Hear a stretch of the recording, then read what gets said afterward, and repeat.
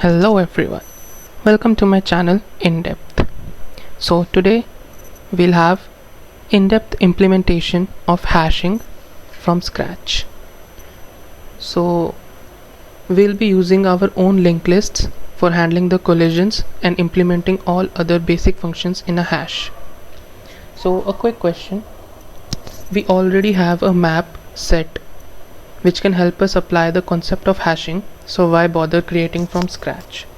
Well, you should know the low level of details, and also you'll be surprised that our scratch implementation will run way faster than map or set. Okay, so let's start the implementation by going through a problem statement. Also, I have created dedicated test cases and a judge to test your own solution. So let's start. So the problem statement is as follows. Bob is a student in 7th standard. His teacher has given him a task to create a word repository. This repository should be able to add, remove, search words. But Bob is busy watching his favorite web series, so he asked for your help. So we are going to help him. So these are the APIs that we are going to implement in our word repository system. The first one is the init, where you are gonna reset your variables. Then there is the put API, where a word will be given to you and you're supposed to add it to your word repository. The word length is from 1 to 10.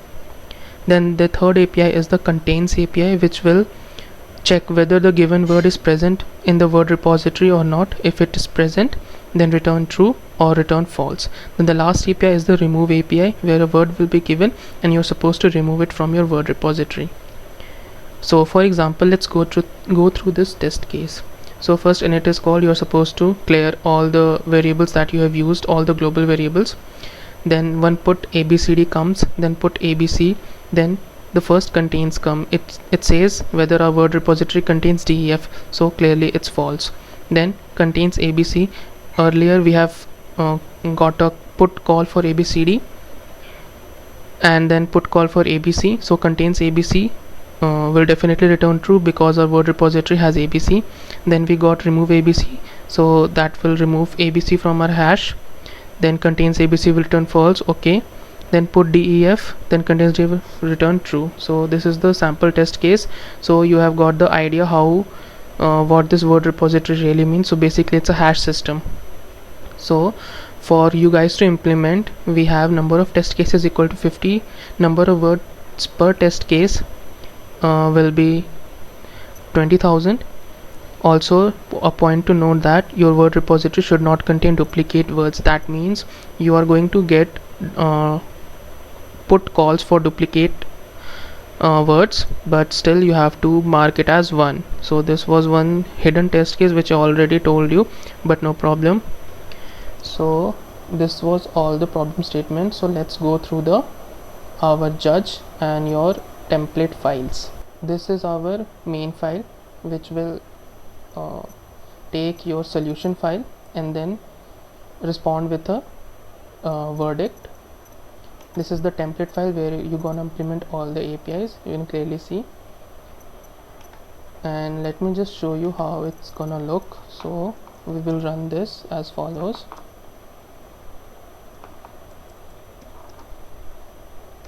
Say we are compiling both the files together. It's a quite simple command, but still you should know it.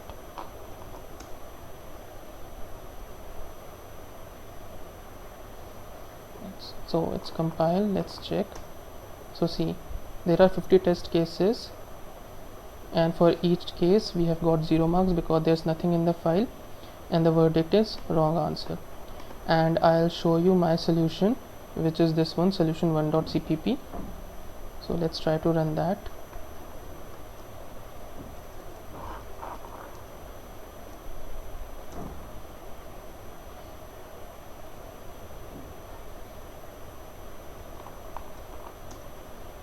See, it gave 100 for all the test cases.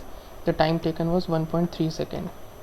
And I told you that map and set runs slower than our scratch implementation, so let's see that also. I have created solution for both map and set.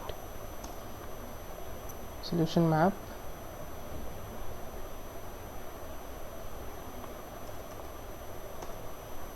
See, it's running a bit slower, and it took time 4.4 seconds, and what was our time? 1.3 seconds. See the huge difference. Also, let me show you with set also.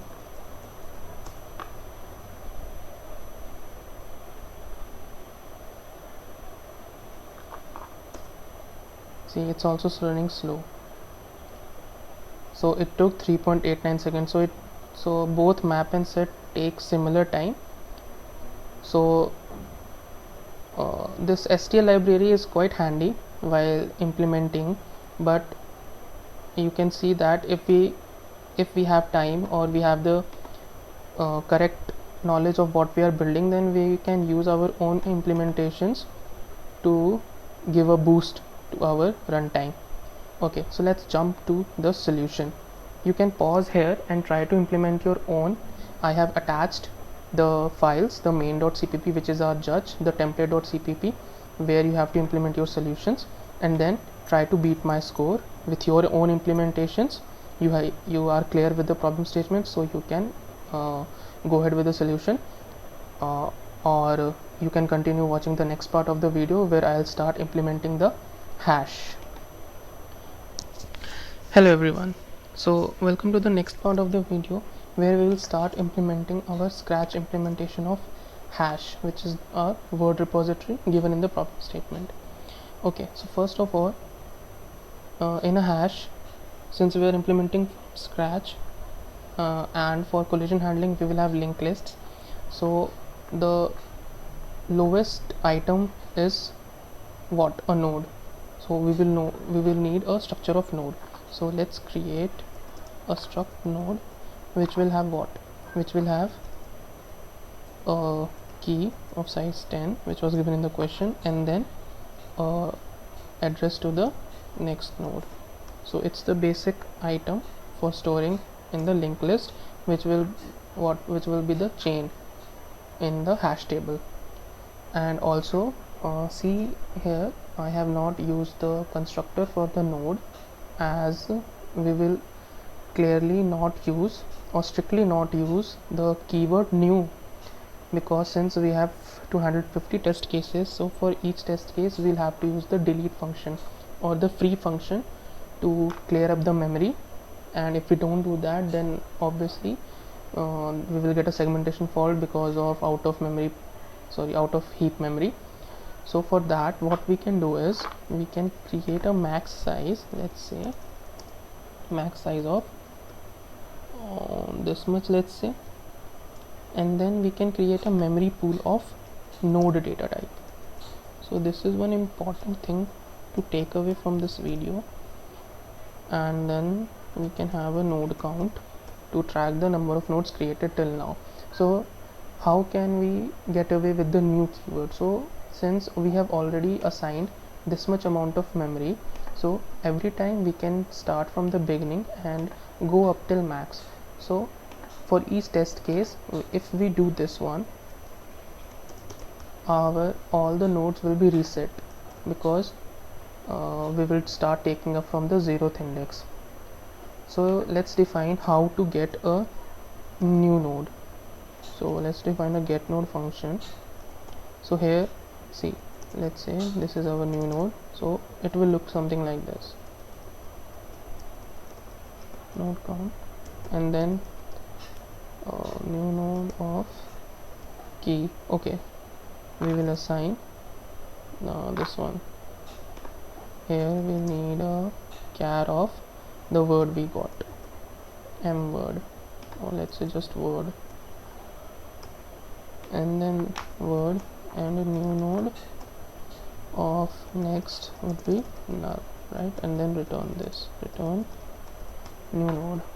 So clearly you can see we are using the address of that position, and we are incrementing our node count. So if we do this, so every time for every test case it will start from 0, so we don't need a new keyword here. We have created a max pool size.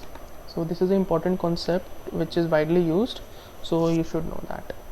So let's move ahead. Also see here, I have done this is a mistake obviously, because char cannot be assigned. So what we need is a util function of string copy, right? We can let's just copy it from here. These are our str utils. So what we can do here is strcpy of a new node key. We will add this word. Since everything is from scratch, we aren't using anything from our library. So this is done. Okay, that's cool. So the next step is to create our hash. So we will not just create functions, but instead we will create a class of hash where we have this constructor, and then what the basic entity of the hash would be a hash table whose data type would be node star. And let's say its size, its size is max. So in the constructor of hash, what should we do? We should obviously reinitialize this hash table, right? So its size is max, so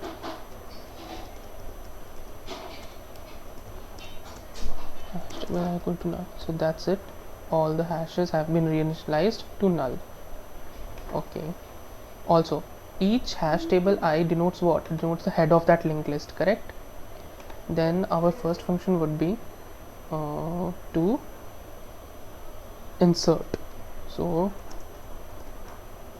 we will get what? A char word. Okay, so now let's just start thinking over this. We have got a word and we have to put it in hash table. So where should we put it? So we have to calculate some mapping of the string to a number, right? So for that we'll need a calculate hash function. So we will create int cal hash of char word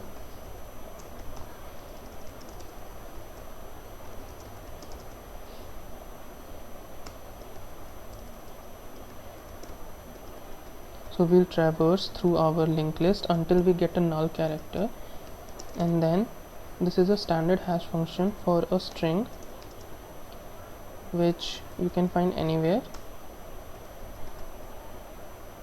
and then we'll return this because we shouldn't go out of bound of our hash table. So this function will calculate hash. Also a point to remember is, since we are using shift left operator, so this hash would become quite big. So to handle that we have to make this unsigned long. So let's just use that. We'll define it.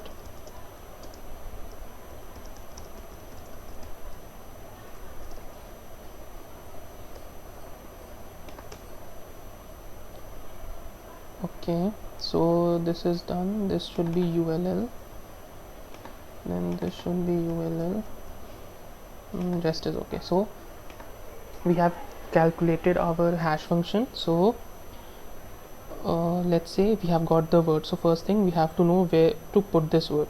So we will calculate the hash value, which will be what? Calculate hash of word. So hash value contains the number where we should put our word. So for the word, what we'll need? We'll need a node. So node star new node would be get node of word. So we have got a node. Now we have to insert it in its correct position. So I already told you hash table I. So each index denotes the head of that linked list. So we will check if hash table of I is equal to null. So if it's null, then we can just assign our new node and make its head. Else what we can do is we will always append the new node in the front of the linked list. So this operation will take O of one time. You also can do to append it at the last, but still that would take a considerable amount of time as compared to adding to the front, because you have to traverse the whole linked list and then add it to the end. So since we are not concerned about the ordering or anything, so we can just add it to the front. So to add to the front, we can just point it next to the head of that linked list and then make this node as the new head. That's it, a two-step process. Okay, so insert is done. The next thing is contains, right? So we will get a word. Now we have to search this in our word repository or the hash table. So again, the first thing would be to calculate the hash value. So we have calculated the hash value. Then what should we do? We should start traversing that linked list. So while let's just try while cur is not equal to null, if here we need string compare, which I've already taken from the solution file. Here we will use strcmp. So what's the return time? It's the boolean. So if strcmp of cur key comma word it is equal to true, so return true. So we have found our match, else we go to the next node, and if still not return, then it doesn't contain. So contains is done, quite simple. And the last one remains, that's remove. We'll get a word. So again, the first thing would be to calculate the hash value. That's done. The next one is, and there are two cases, if our node is at the head or if our node it's not on head. So let's just check if node on head, if node is head, right? If node on node is head. So if node is head, then we will just check hash table I that it exists, and hash table of I, sorry, here we will use string compare, right? String compare of hash table I key comma our word. If it matches, then just make a new head, which will be the next node.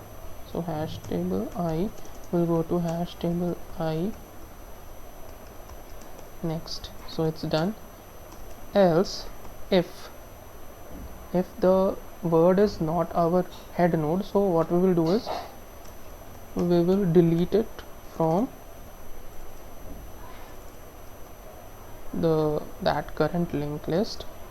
So it's also a simple process. We will keep track of the last node by using the previous variable. So while cur is not equal to null, and then we are not yet equal to the word for what we are searching. So strcmp of cur key comma word equal to false. So we will keep going forward. Sorry, first we'll store the current to the previous variable and then go to next. Okay, so it will break when we have found the word. So two cases, if we didn't found the word, then definitely cur reached to the end, so there is no word for the given word. Else if current is not null, that means we have found a true for this condition. Therefore previous will contain just the previous node of cur. So what we can do is we can point the next pointer of previous to the next pointer of cur. You can just imagine this like if we are currently at 4, sorry, let's just assume numbers. So let's say we want to delete 4, so its previous is 3 and next is 5. So previous contains 3 and 4's next is 5. So what we are doing is 3 is next, we are assigning 4's next. That means 3's next would now become 5. That's it. So our remove is done. Okay, so by this we have completed our class hash. So I think that's it. And now we have just to call from these APIs. So let's create a variable for our hash. That will, let's just call my hash, and then just reinitialize my hash with the constructor.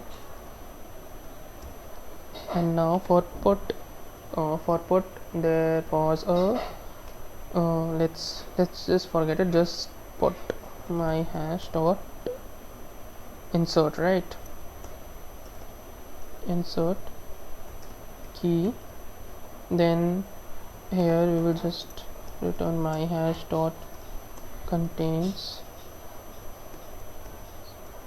key, and then here we will just do my hash dot remove key. See, it was such an elegant solution after implementing it via class method. Well, function would also be the same, but still I would suggest to always follow a class structure.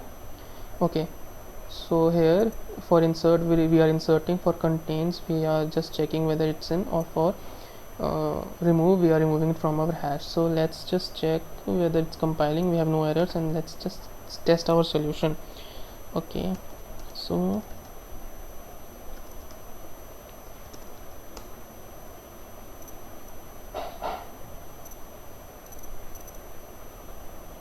okay, so there are some errors. Okay, let me just resolve these errors first. Okay, so it should not be I, but it should be hash value at every position. So let's just compile again.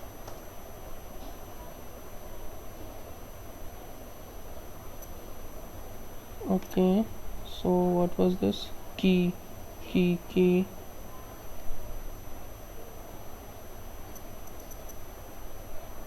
What's the error? Okay, everything is private, so we should make it public, right? I forgot that step.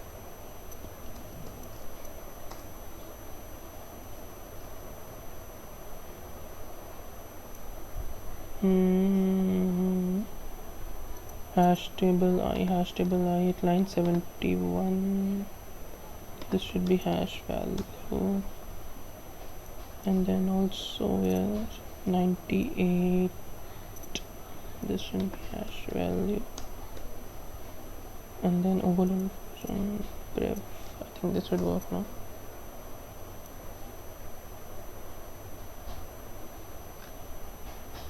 Hash table. Okay, here remove strcmp of hash table. This should be hash table.